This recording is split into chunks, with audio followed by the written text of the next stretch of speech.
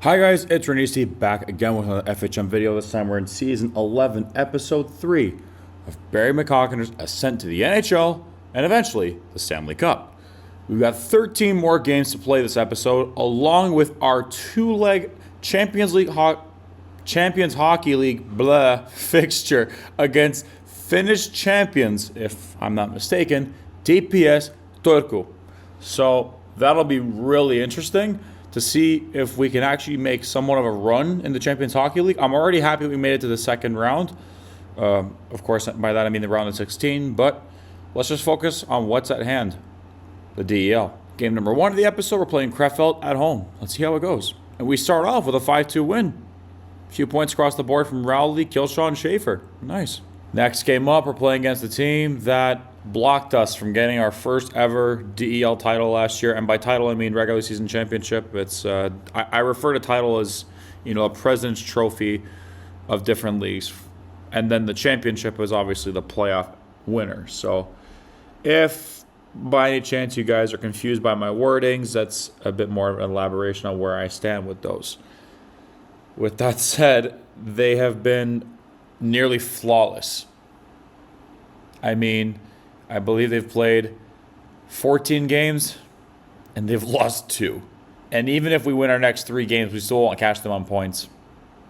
But if we win this one, it's a huge swing in momentum towards our potential to rise to the top in the DEL. Oh, we got the shootout win. How about it? Next game up, playing against Düsseldorf at home. Schwarz is not fully healthy, but he's pretty damn close. Woo, Jesus. 9-2. Is that the most goals we've scored in our career? In a game? I think it might be.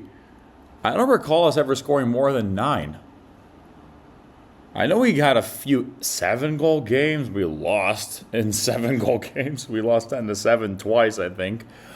I don't know. Either way, I'm really happy with this. Next game up, we're playing against Krimichal away. And we lose, courtesy of a Noel Safran hat trick. Next game up, Lions are shaking up a bit against Landshut. Jonas Schwarz hat trick. Jesus. Next game up, playing against Köln at home. And we lose in overtime. The second time that's happened this season. Next game up, we're playing Berlin in their barn. Can we get back to our winning ways? No, we cannot. 6-4. Hold on a second. 7 goals and 5 penalties in the second period. I think that alone could have been its own game. So if the lineup looks a bit different, it is. Jonas Voss was selected to play for Germany in Barry's first ever international accolade, the Deutschland Cup. All those years later, and it's still somehow coming back to his accomplishments. And even without our star player, we're doing okay. Mannheim isn't, though. Jonas Voss is back just in time to play in our Champions Hockey League tie against Turku. We're in their barn. Let's see how game 1 goes. We tied 4-4. We came back from 3-1 down. Granted, they scored 1 at the end, but winner take all next week. Next game up, we're playing against Iserlohn. We look pretty good against Turku. That translate back into our regular play in the German league? It does, but only just. Bars. 4-3 overtime win. Schlager's out for game 2 against Turku. We're in our barn this time. How does this go? And we narrowly lose. Oh no. Braden Fortes, the guy who I seem to have believed was cursed, he played in our first game, so it's not like he was the factor here. We just lost to a better team. I mean, they're killing it in Liga. Out of 26 games, they've won 18 of them. Next game up, we're playing Ingolstadt at home. Can we take down the best team in Germany? We did it again. Another shootout win or overtime win. We got the 2 points. Ooh, guys. We're not doing too bad against these good teams. 3 games left of the episode. in Kaufbjörn to play them at home. And we win 4-2. And they are potentially going to go back down. That is rough. We are playing the worst team in the German top flight, Augsburger. And now that I've probably pointed that out, the FHM gods love laughing at my expense. We're going to lose. I'm going to guess 6-1. Is that a reverse mush, or are they just that bad? I'll take the win, though. Eric Scott is out for the last game of the episode, and will be out for at least a week because he had a very bad allergic reaction. What he's allergic to? I'm going to guess Big League Chew. Something stupid like that. Anywho, our last game of the episode is against Bietigheim in their barn. Can we end off with a win? We can. Another OT win.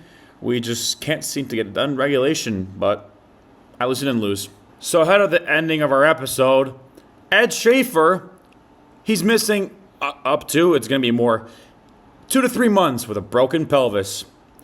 But he could not take a shot to his nuts, and yeah.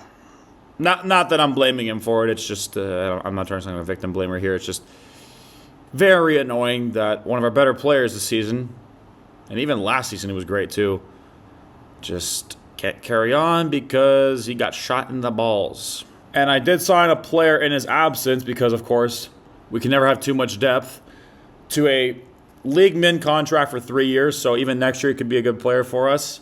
Josh Rendon from the Bentley Falcons, the NCAA, just under a point per game last year.